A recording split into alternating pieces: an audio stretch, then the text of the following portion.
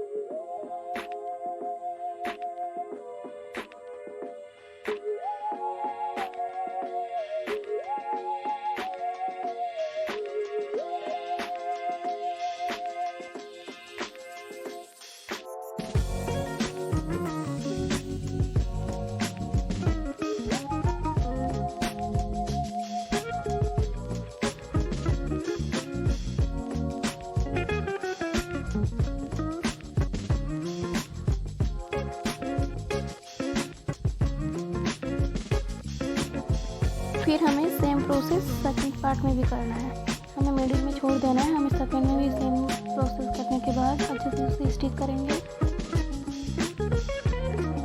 Measurement लेने के बाद कीजिएगा।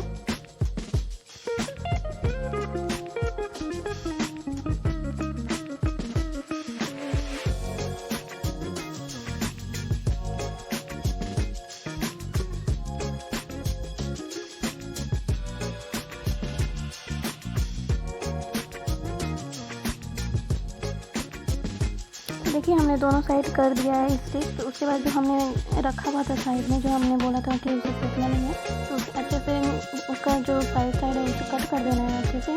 फिर हमें उसे क्या करना है, मुझे हार्ड ग्लू यूज़ करना है उसके लिए भी। मैं फिर उसे हार्ड ग्लू की हेल्प से बीच में उसे बॉक्स की तरह बना दूँगी। तो उसे मैं हार्ड ग्लू से स्टिक कर दूँगी।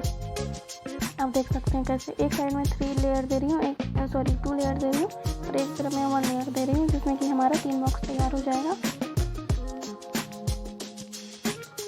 ये देखिए कितने अच्छे से ग्लू हो गया, 1 सेकंड में ग्लू हो जा रहा है।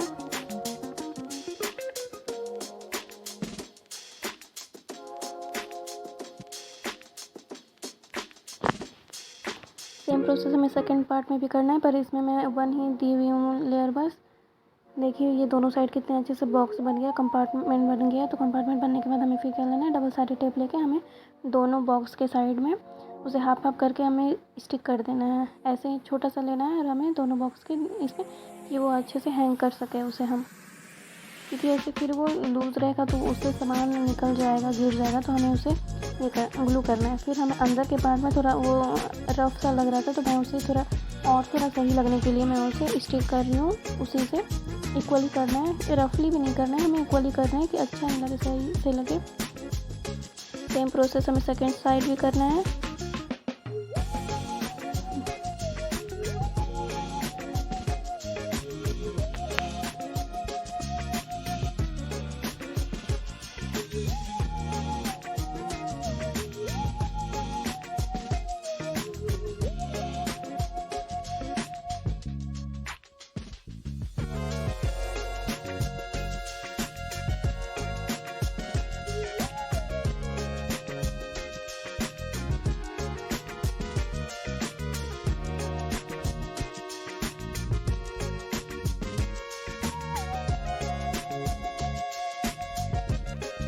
अब ये भी बन के तैयार हो चुका है। तो उसके बाद हमें क्या करना है ना, मैं क्या कर रही थी ना, मिडिल में मैं कलर कर दी थी येलो कलर, पर मुझे वो सही नहीं लगा। तो मैं उसे हटाना चाह रही थी, पर वो नहीं, कोई कलर उसमें सूट किया, तो मैं वापस उसमें पेपर ही स्टिक कर दी हूँ।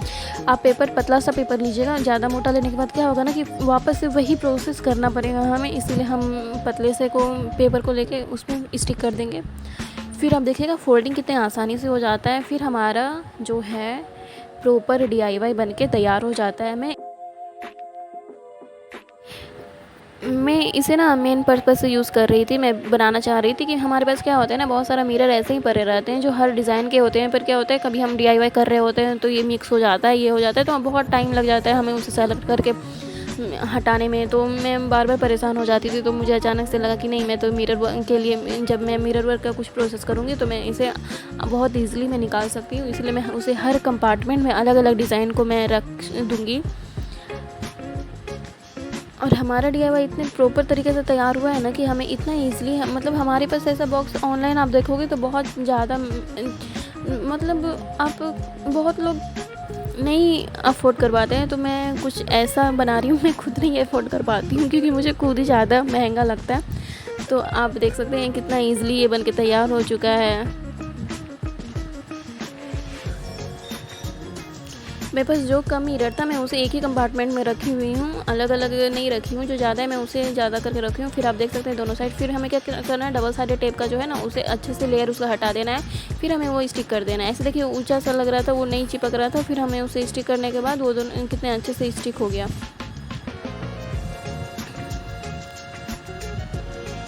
और हमारा प्रॉपर डीआईवाई बन के तैयार हो गया। यदि आपको मेरा ये वीडियो अच्छा लगा हो, यदि आपके लिए थोड़ा भी हेल्पफुल रहा हो, तो प्लीज़ मेरे चैनल को सब्सक्राइब कर दीजिए। न्यू है तो सब्सक्राइब कर दीजिए और पुराने हैं तो शेयर कर दीजिए।